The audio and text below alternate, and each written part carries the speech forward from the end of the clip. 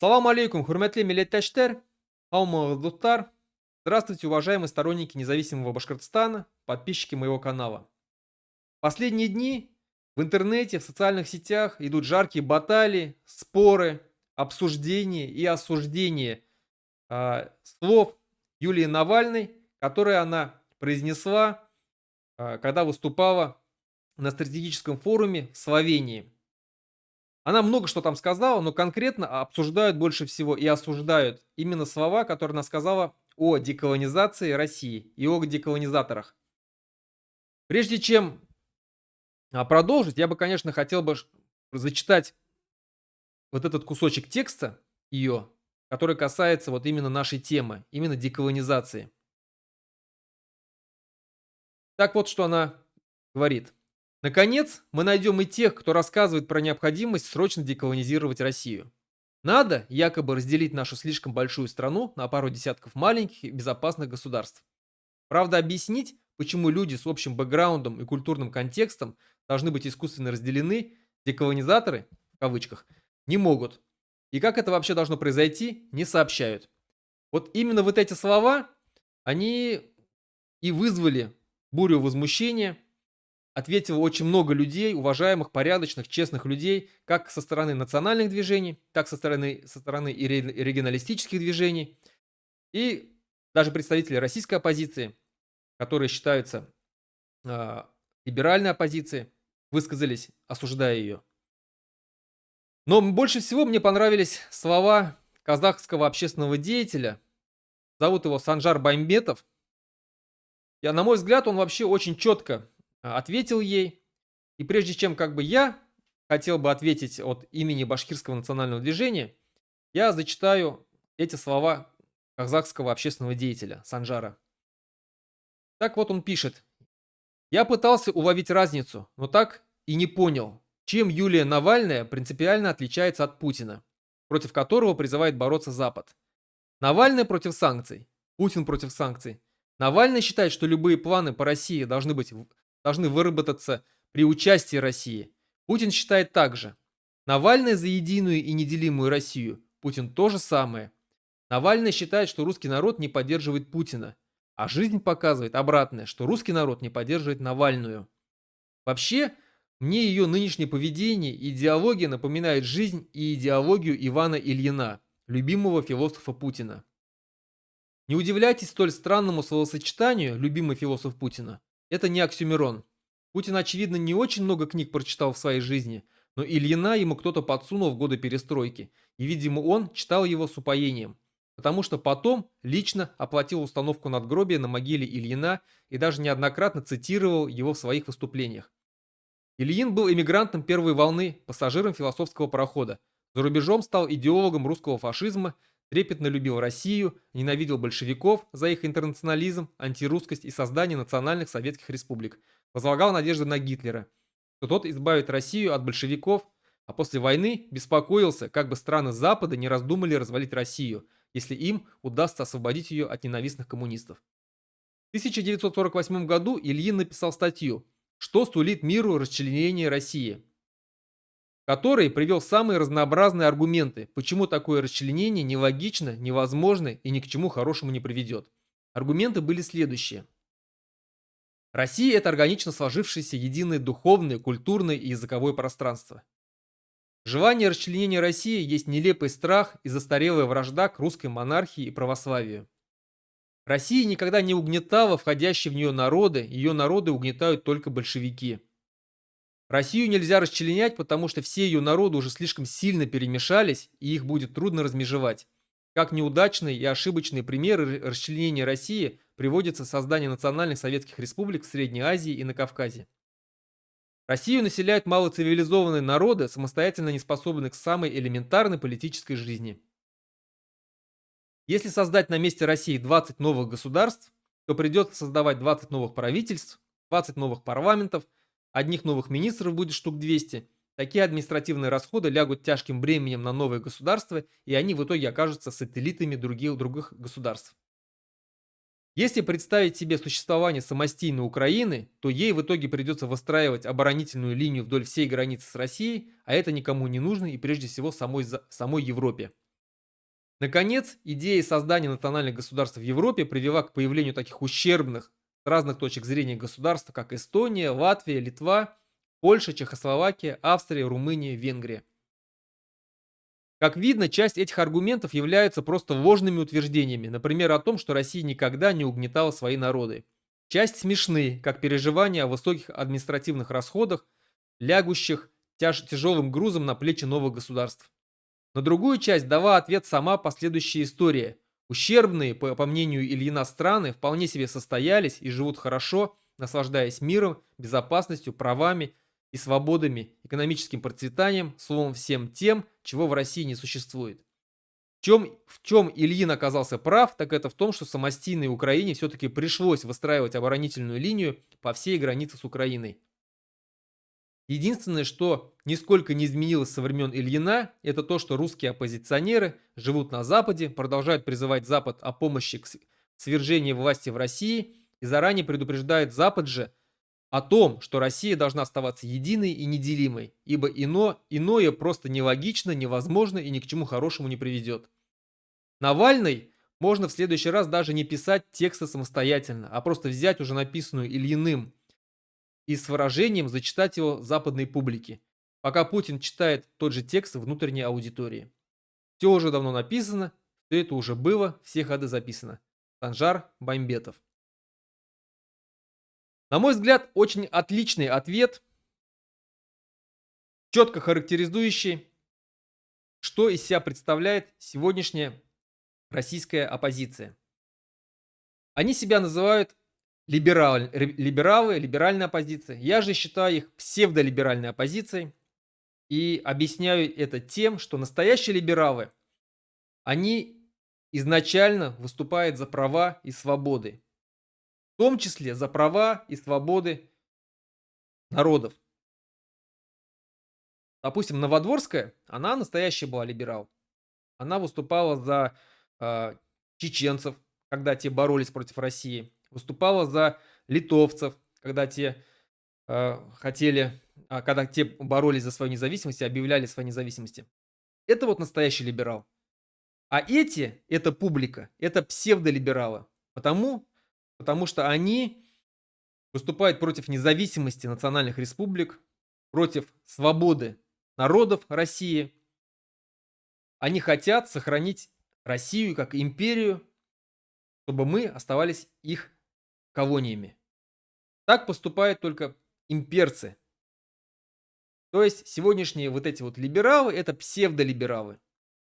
Как говорится, либерал заканчивается на национальном вопросе.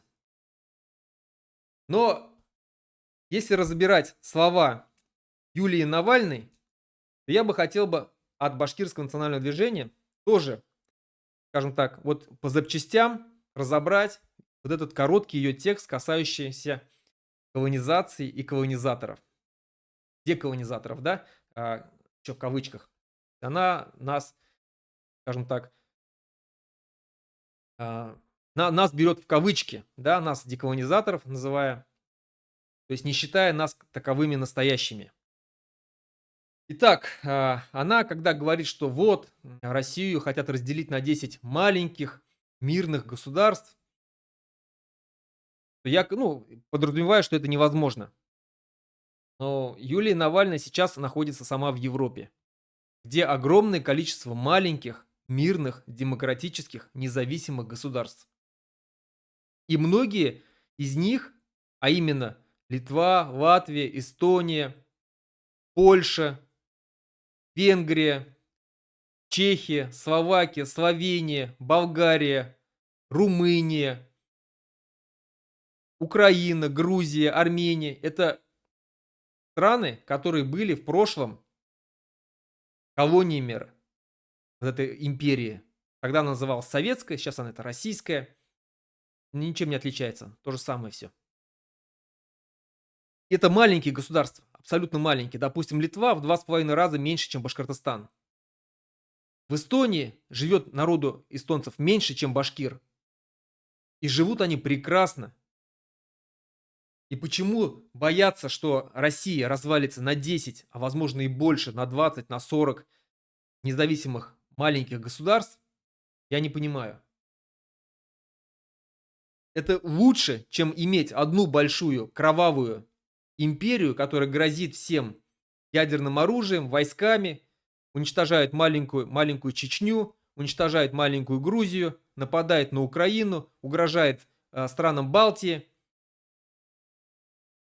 Лучше не иметь такого монстра. Лучше иметь десяток других маленьких государств, которые будут между собой договариваться и жить спокойно в мире и согласии.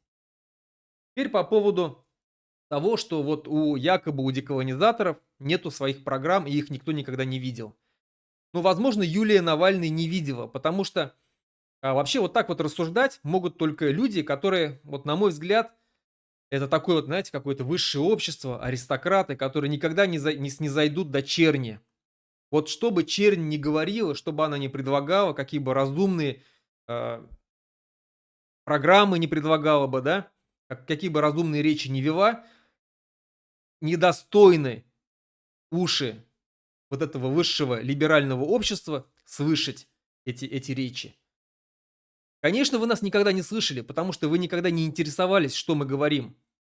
А вот нашу программу, допустим, Башкирское национальное движение, Башкирский национально-политический центр, еще практически в самом начале войны, которую а, а, с- начала вести Россия против Украины, создала проект будущего независимого Башкортостана, где расписала, как мы видим будущий независимый Башкортостан, какой будет парламент, какая будет политическая система, будет ли у нее армия, какая будет экономика. Все прописали и показали всем. Кто хотел, те видели. Показали и башкирским либералам Башкортостана. То обсуждали вместе с ними. Возможно, их что-то не устраивало. Например, то, что в Башкортостане будет башкирский язык единственным государственным языком. Но обсуждали, то есть они видели эту программу. Но не видели только вы, потому что вас это никогда не интересовало. Никогда не интересовало Милова, Певчих, Каца, Гудковых. Они никогда не интересовались, они никогда не видели. А такие программы есть практически у всех национальных движений. У всех. И не только у национальных, но и регионалистических движений тоже. У ингерманландцев хорошие программы есть. У Псковской, Смоленских республик есть такие программы. Почему вы считаете, что у нас нету ничего? А вы спрашивали у нас? Вы же когда едете разговаривать с политиками западных стран, правительствами западных стран, вы же никогда не говорите от нашего, точнее, вы никогда нас не зовете.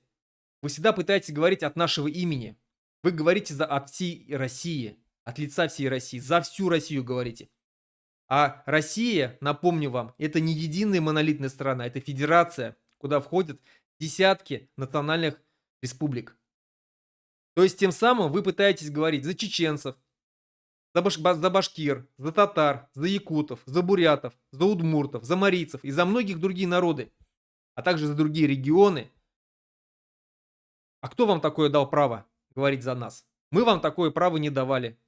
И почему вы решили, что вы можете говорить за башкир?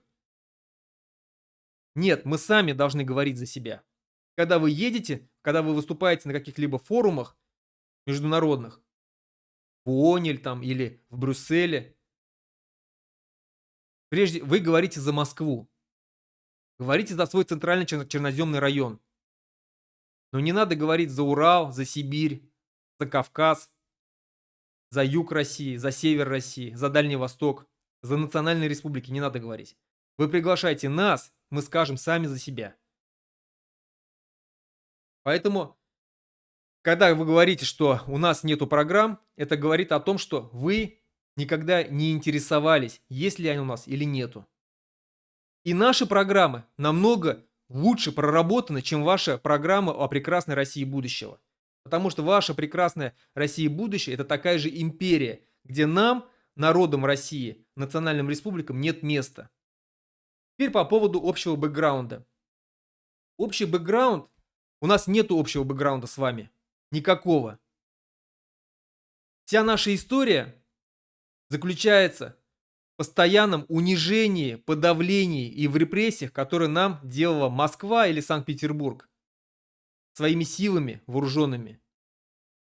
Общий бэкграунд, если можно так назвать, это Голодомор, который вы нам устроили в 1921 году, когда убили более 700 тысяч башкир. Это постоянное подавление наших восстаний, когда вы у нас отнимали земли, ставили на них без спроса свои заводы. Когда вы знаете, что Челябинская область это вся, это земли башкир. Оренбургская область это земли башкир. Часть Свердловской области это земли башкир. Курганская область. Вы у нас их отняли. Вы у нас их отняли, хотя это наши земли. Там вся топонимика башкирская. Там названия рек, озер, гор, населенных пунктов. Все башкирские. Это наши земли, а вы у нас их отняли. И мы поднимали восстание против этого. И вы нас подавляли за это, сжигали, убивали. Вот это вот общий бэкграунд. Когда вы репрессировали нашу интеллигенцию, за одну ночь расстреляли 40 наших поэтов и писателей башкирских, артистов, культурных деятелей. Сейчас вы продолжаете репрессии по отношению к нам. Вы русские, российская власть. С чего вы взяли, что когда вы придете к власти, что не будет повторений? Вот мы этому не верим. Мы с вами, башкиры, 3 раза подписывали договоры. 3 раза. И все 3 раза в одностороннем порядке Москва нарушала этот договор. Центр нарушал этот договор. Федеральный центр. Не мы ни разу не нарушали. Вы нарушали. Постоянно. Почему вы решили, что мы в 4-й раз будем с вами вновь договариваться, подписывать какие-то договоры? Нам это не надо. Певчих говорит там, вот, мы вам отсыпем полномочия там. Зачем? Для чего? Что вы нам такое можете предложить, чтобы мы остались у вас? Что? Чтобы платили чтобы мы свои доходы платили вам 50 на 50? 30 на 70? А нам это зачем? Мы можем все доходы оставлять себе, потому что мы самодостаточное, сильное государство. У нас хорошо развитая промышленность, сельское хозяйство, природа прекрасная, огромные природные ресурсы, которые вы у нас выкачивали веками. Вы знаете, что башкирская нефть, вот первооткрыватель башкирской нефти это город Ишимбай, мой родной город. Вы выкачали под землей города Ишимбая миллионы тонн нефти. Миллионы. Когда немцы, фашисты, напали на СССР и когда отрезали Кавказ, Баку, именно ишимбайская нефть, из ишимбайской нефти топливо шло на самолеты, на танки, на советские, на все грузовики. Мы тянули всю эту войну долгое время. И вы у нас выкачали эту нефть всю под ноль. Сейчас там нету нефти, не осталось. А вы видели сам город Ишимбай? Приедьте, посмотрите, Юлия, как он выглядит. Это маленький захолустный городок. И если бы это была бы собственность наша, это нефти, как сегодня у арабов в Арабских Эмиратах, мы бы сейчас, наш бы город Ишимбай был бы, ну, Бахрейн, наверное, да? Или Дубай. Но ее выкачали всю нефть, ничего не оставили. Также выкачивают до сих пор с других месторождений Башкортостана. Газ выкачивает. За Урале все перепахали. Вы оттуда вытаскиваете плетняк, горный хрусталь, яшму, золото, серебро, медь, руды различные цветные. Вы уничтожили целую гору Магнитогорск. Это Башкирская гора. Это наша гора была. Вы ее отрезали от нас и полностью срыли. Веками ее рыли. Пока не уничтожили под корень, все не выкачали оттуда. Не выработали всю эту руду. А что мы от этого поимели? Ничего, ноль, только загрязненную природу. Что вы нам можете предложить, чтобы мы остались у вас? А если мы не захотим, что вы будете делать? Нас убивать? Как чеченцев будете уничтожать? Юлия, ответьте на этот вопрос. Вот этот общий бэкграунд, про который вы говорите. Восстание, подавление восстания, репрессии, уничтожение, голодоморы, уничтожение нашего башкирского языка, продолжающийся лингвоцид. Когда у нас уже сегодня башкиры, 50% башкир не говорят на родном языке. Вы говорите об общем культурном контексте. Про какую культуру вы говорите? У нас нет общего культурного контекста. То, что вы нам насадили силой, это не общий культурный контекст. Это ваша колонизаторская политика. 100 лет назад каждый башкир знал свой башкирский язык. Сегодня 50% башкир не знает своего родного языка, зато все знают русский язык. Почему? Потому что нам насаждали его через образование. А башкиры были образованы и до русских. У нас было огромное количество школ. Башкиры умели разговаривать, грамотные башкиры, образованные башкиры умели разговаривать как минимум на арабском языке, на персидском языке, на фарси. У нас была своя культура. У нас общий культурный контекст с Туркменистаном, с Узбекистаном, с Казахстаном, с Турцией, с Киргизией, с каракалпаками, с татарами, с якутами, с алтайцами. Вот где наш общий культурный контекст. С вами нет у нас ничего общего. Ваша культура – это насаждение колонизаторов. Все ваши поэты, писатели, Пушкины, Достоевские, Лермонтовы и так далее, Тургеневы всякие, они не великие для нас. У нас есть свои писатели и поэты башкирские. Вот для меня больше великая культура – это английская культура, немецкая, французская, но не русская. Вся ваша русская культура построена на великодержавном шовинизме. И это доказано всеми трудами, писательскими трудами, теми произведениями ваших писателей и поэтов. Вот этот культурный контекст. Вы из нашего народа, из суверенного народа сделали сувенирный народ, который встречает москвичей, пляшет, поет перед ними, на курае играет, с чак-чаком, с кумысом. Вот вы что нам оставили. Петь и плясать перед вами. А мы не хотим этого. И у нас сейчас выпадает уникальный шанс раз и навсегда избавиться от вас. Вы нам не нужны. Я еще раз говорю, вы нам ничего не можете предложить. Мы башкиры, и когда вы нам говорите, что вы нас научили чему-то там, что-то нам построили, эти заводы, там, фабрики, города, мы вас не просили об этом. Это первое. Второе. Москвичи сюда не приезжали, не строили. Строило местное население. А деньги, которые вы выделяли на эти строительства, мы давным-давно заплатили за это своими природными ресурсами, своими сотнями и миллионами жизней, сотнями тысяч и миллионами жизней башкир, участвуя в ваших войнах. В войне с Наполеоном, Крымская война, Первая мировая война, Русско-японская война, Вторая мировая война, Афганистан. Башкиры эти войны не начинали. Вы начинали эти войны, и вы заставляли нас участвовать в этих войнах. Умирать за вас, за ваши имперские амбиции. Нам этого не надо. Мы, башкиры, никогда за всю историю ни на кого не нападали с войной. Мелкие приграничные стычки это не считается. Мы воевали всегда только за свои земли, защищая их от вас, от колонизаторов. Поэтому у нас нету с вами общего бэкграунда, у нас нету с вами общего культурного контекста. Мы разные, мы совершенно другие. Вы – это вы, мы – это мы. И мы хотим жить от вас отдельно в своем независимом государстве. И когда вам задала вопрос уважаемая Раиса Зубарева, представительница якутского национального движения, вопросом «Зачем вам Саха-Якутия?» Очень хороший вопрос. Я надеюсь, что вы ответите публично на этот вопрос. То же самое вопрос и от нас, да? Зачем вам Башкортостан? Для чего вам Башкортостан нужен? Но у меня к вам другой вопрос. Скажите, пожалуйста, Юлия Навальная, вы считаете нас, башкир, своими рабами?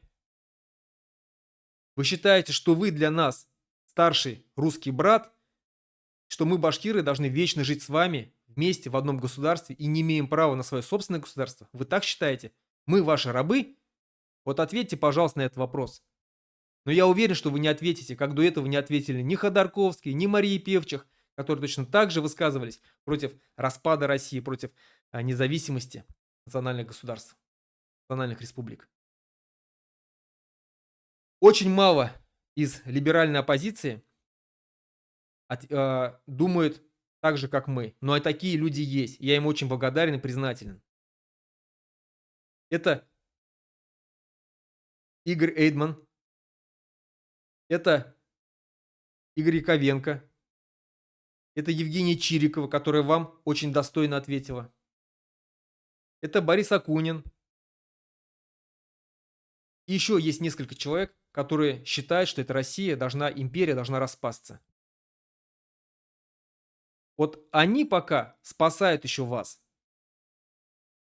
Но в основном все вы, москвоцентричная либеральная оппозиция, которая никогда не было в российских глубинках, в национальных республиках, а если и были, то только проездом, встречаясь с высокими гостями, с высокими людьми. Вы никогда не были в глубинке, в башкирской, не встречались с простым глубинным народом башкирским и не знаете наши чаяния, не знаете, как мы живем и чего мы хотим. И никогда не будете знать, потому что вы, еще раз говорю, себя привыкли считать каким-то высшим светом, а нас чернью. И вот пока у вас в головах такие мысли, вы всегда будете имперцами. Поэтому мы не хотим с вами иметь ничего общего. Мы в любом случае будем отделяться от вас. Потом, возможно, когда мы поживем независимо, формируем свою независимую культуру, свою экономику, возможно, потом мы объединимся с кем-нибудь в какой-нибудь по типу Евросоюза. Но пока отстаньте от нас. Просто отстаньте от нас нахрен. Вот и все. На этом все. Надеюсь, что вы ответите на наши вопросы. До свидания.